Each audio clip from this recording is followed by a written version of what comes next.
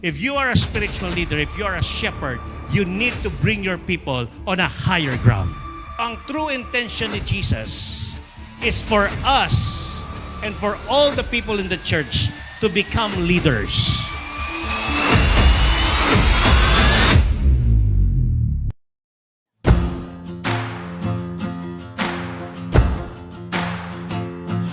Ako ay sanga.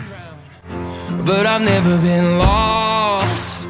Sabihin mo sa katabi mo, ang tunay na sanga, nananatili. When my knees were shaking. Sa church malinaw, si Jesus ang puno. Si pastor ay sanga, si pastor ay sanga. Tapos lahat po tayo, mga sanga na nakakabit sa sanga na si Jesus yung puno. All my days. Kaya pala tayo nagse-cell group. Kaya tayo nagte-training. Bakit?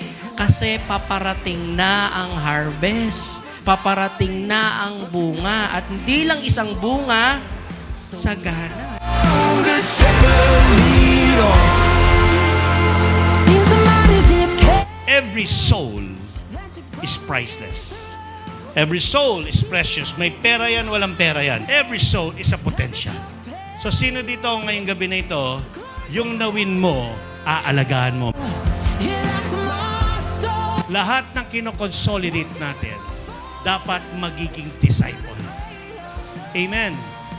Personal, intentional discipleship must lead to ILD, Intentional Leadership Development. Magmula sa pagkawin, i-consolidate.